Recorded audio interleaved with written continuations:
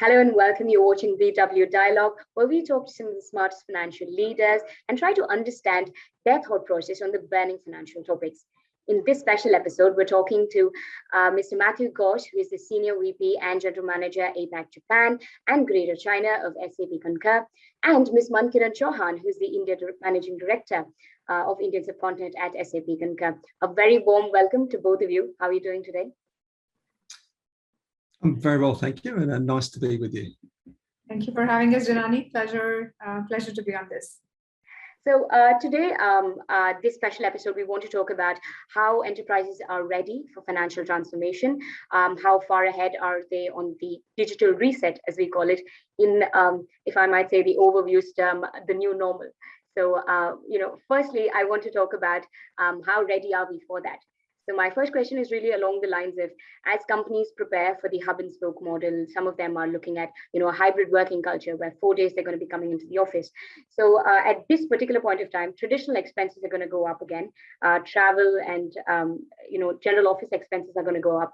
And that would be your forte. So talking to industry leaders, how prepared do you think they are? Mr. Matthew, we can start with you. Do you think they are ready for it? What will change this time around? It's a very interesting question, actually, because what businesses have realised over the last 18 months is the nature of that employee discretionary spend has changed. And so where it was primarily focused around business travel, it then quickly transitioned to one-time spend around the employees setting up their home offices and so forth. But the reality is, as we come to the next phase, it's going to be the hybrid. It's going to be a hybrid model. And so, look, I think businesses that they're certainly on the journey that they've, when the pandemic first started to impact our customers, is the first thing that we were actually doing with them was actually helping them adjust their expense management policies, because cash flow management was everything. And I think those disciplines will actually carry through. So what we're seeing is, first up, is businesses, they're reviewing the legacy systems, and they understand that has a direct impact on the business resilience of their organizations. So they're upgrading their systems, they're transforming their policies. And then thirdly is what's really come into play is the duty of care responsibilities for employees, for employers, as we're battling with the pandemic and different, I guess we're at different stages of maturity, certainly across the region, is that's also being very much factored into the return to, the business office and how they're going to manage that. Right. Over to you, Mankiran. Like Mr. Goss said, offices are going to be the same again. I mean, we're going back. So what is your thoughts on this? Janani, I give you some data points on the, on the offices will never be the same again point. I think when you speak to people, when you talk about remote working, more and more people are saying that the companies moved 40 times faster than they would have thought it was possible before the pandemic, right? People said that it would have taken, if they were to think about this remote working setup to be organized, it would have taken more than a year, but in actuality, it took an average of 11 days for organizations to come up with a workable solution to allow for remote working. So, and if you think about why people weren't able to implement those changes before that crisis, it's more, more than 50% people say it just wasn't a business priority, and that this crisis has removed that barrier. And companies are making those crisis-related decisions now for the long term. If you think about hybrid working, or if you think about how travel will come back or how spending will come back, I think we have to remember that this crisis has now forever changed what the next decade will look like. We did a recent study and a survey recently, and that said that more and more Indian travelers are actually, corporate travelers are willing to come back to business travel in the next 12 months. In fact, 78% are very willing to resume travel, and that compares to about 65% from a global average perspective. And when it comes to the changes that people are expecting of it, is largely to make personal connections with customers, with colleagues, was really the standout feature there, saying 68% of them will be wanting to resume travel based on that, and that's compared to 54% global average. And if you think about what their expectations, expectations in terms of change is, flexibility comes as the top driver. 4 and 5 people rank that as the thing that they want to have a better control of as they come back to business travel.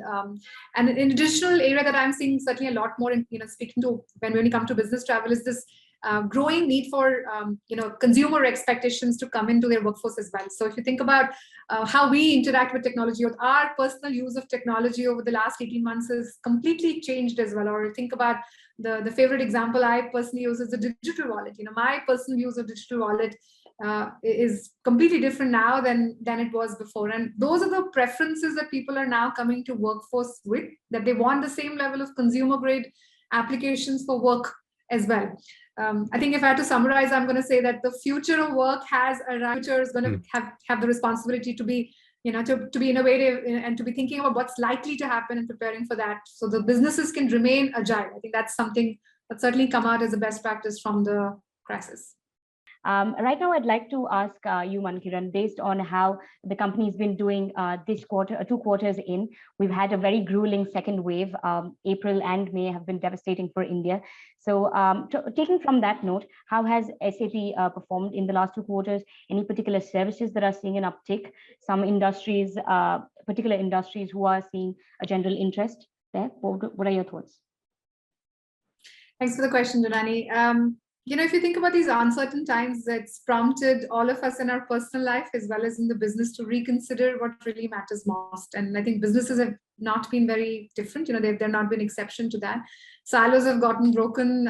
Preconceived notions of what works and what doesn't has been challenged. And I think the pandemic has really forced us to communicate and collaborate like we've never done before. And if things go back to what they were pre-COVID, we will have all missed the opportunity to take the good from the bad. So certainly, we're seeing a changed expectation for employees as they come back to work as well. At Concur, one of the areas we're working with customers most is on their finance transformation area. And we see that as a lag in many Indian firms because they still run fairly manual finance and administrative processes, and that results in inefficiencies or productivity losses.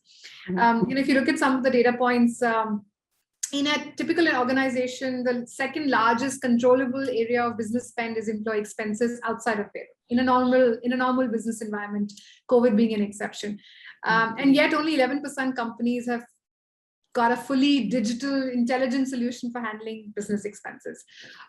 Typically, an Indian employee spends over 6 hours a month filing expense claims, which is more than half of a typical workday, and 36% of them expenses manually by filling out a form and closing physical receipts of expenses.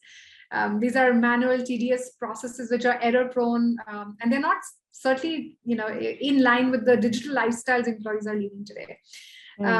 So we're seeing certainly increased uptick, and people are realizing that any process that can be automated, especially the ones that need physical manual interventions, must be automated. And this is becoming the low hanging for digital acceleration or digital changes that organizations are making. When I think about our business is vertical agnostic, size agnostic. One of the things I love about Concur is how it grows with organizations. People are looking at working with Concur for various reasons. A large portion of them today is with this transformation that they're wanting to make on the digital side, or from an employee experience side, providing their employees the best experience that's available so they can make their life easier. And those are, those are solutions, or those are priorities that we're seeing across, cut across the sector as well. Those are some important numbers that you spoke about, talking about how a lot of this is manual. So now this brings me to the part that comparatively speaking, if you take an entire organization, finance has been a little bit of a poster child for technology compared to other functions at least. And taking on that note, going forward, are we accounting for bots? We know that most of the operations now will be either eliminated or replaced, or perhaps joined, fused together with different roles. Now, do you think financial leaders are accounting for bots in their manpower strategy? How far along are we on that?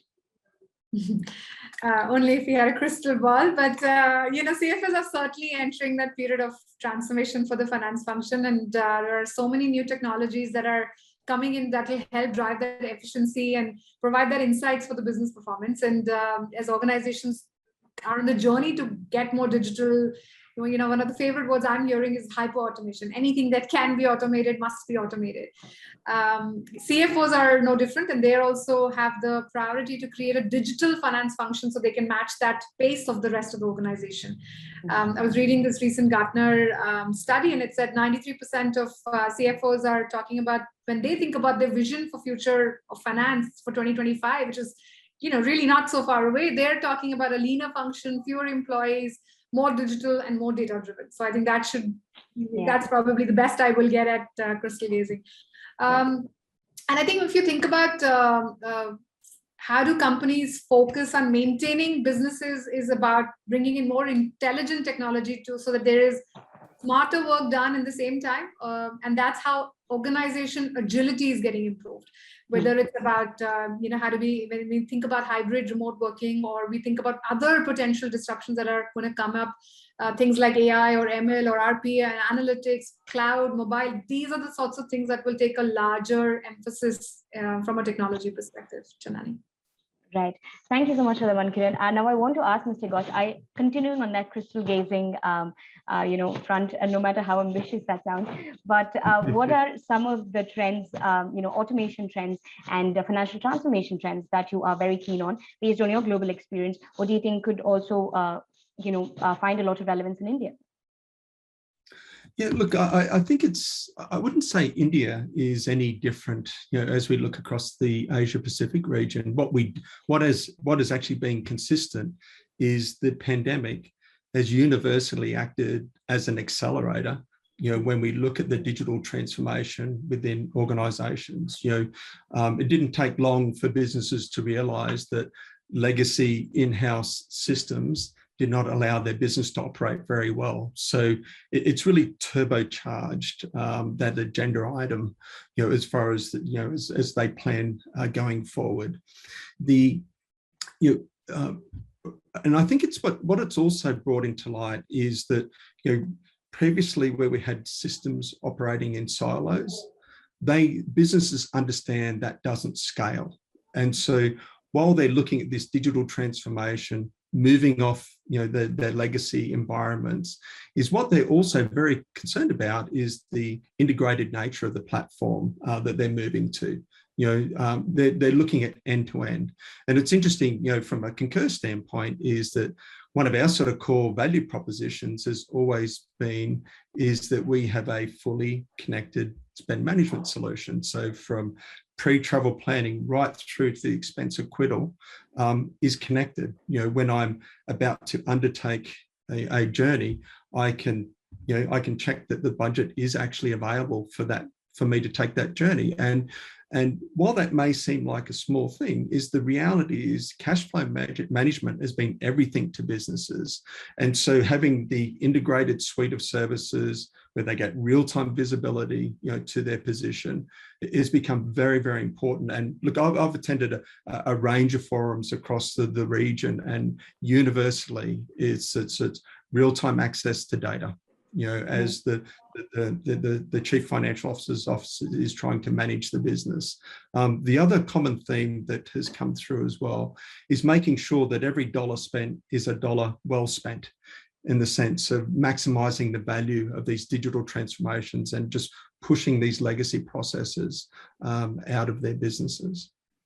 Right. So then it prompts me to ask you, what are the changes in terms of refocusing the business strategy towards India then perhaps, as you take on your new role? What would you say for that? Yeah, so look, I'd start by saying is that India, I've been fortunate. I've been with Concur for over 20 years, and India has been a part of that journey for nearly my entire time that I've been with the business. And so it's a key market for SAP Concur. We've got a wonderful organisation there led by Mankiran. I mean, we provide nearly all of our services out of India, not just for India, but also as we service our global business. I think if we look at transactions, expense transactions and travel transactions where they occur across the world, India ranks 5th. But on the flip side is we sort of feel that we're probably less than 15% penetrated into the market. And so the opportunity is enormous. Areas of focus that we'll be looking at is, certainly we'll be looking at improving and increasing our partner distribution in the India market. Secondly, Concur has an app center where we allow partners to innovate and provide additional services to our customers. And so there's very much a focus and really sort of leveraging the tech expertise and the entrepreneurialism that exists in the India market is to really try and sort of stimulate that to start innovating on the Concur platform. Right. While I have both of you here, my last question is really on the digital reset, a roadmap, if it were. I mean, is it wise to say that we have a roadmap, say, for however long that would be? I would ask you, how long would you suggest a digital roadmap? And when it comes to digital reset, what are the top priorities? So maybe Mankiran can take it, followed by Mr. Matthew. Sure.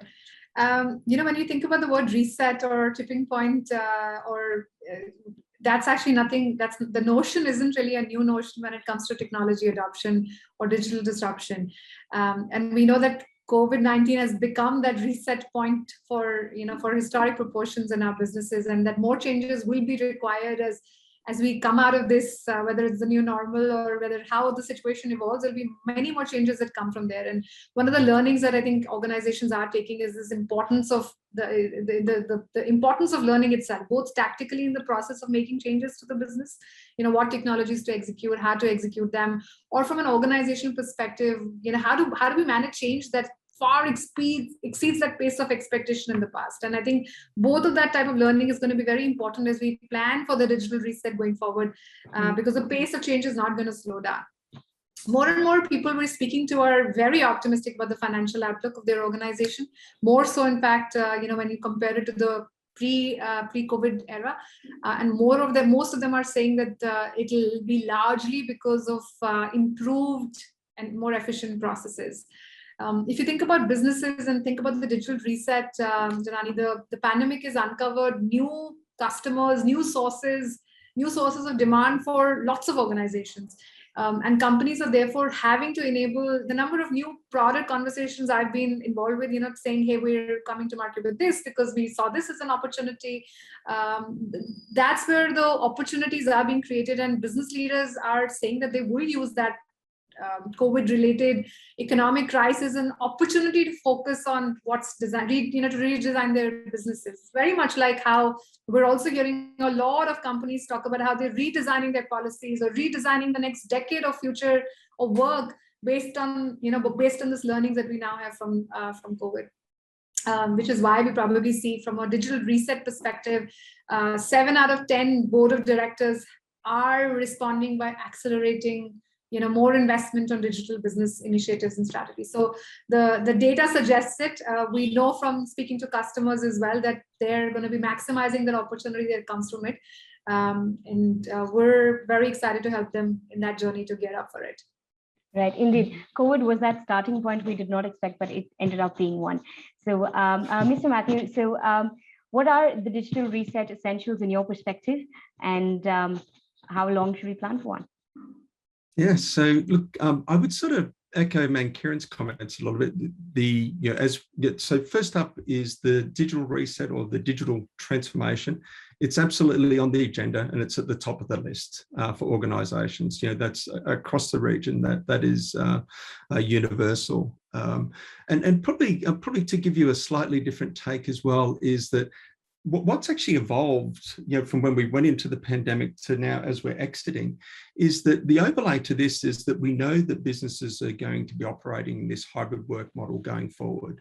And so, yes, the first focus was business resilience, making our systems work, shifting them into the cloud. But now we've a really interesting scenario that we're starting to see is a lot of these businesses, they had created fabulous workplaces for their employees, but now not all employees are going to be going back to the workplace. And so what businesses are thinking, well, okay, how can I equally serve my employees that are working in the office as opposed to those that are working from home. And so we're increasingly having customers come to us and saying, well, hang on, look, we still want our home-based employees to get the perks and incentives, and that's where Concur is now being used, as opposed to where it was primarily related to discretionary spend as it related to business-related travel. Now it's a lot of these home office type expenses, or how can an employee tap into an allowance where they may be having a joint remote event with their colleagues. And so so as businesses try and expand that flexibility, with that comes a lot of responsibility as far as the control, compliance, and the visibility that sits over the top of that. And so yeah, we're starting to see some very new sort of use cases that are coming out of the pandemic as businesses get ready for the future.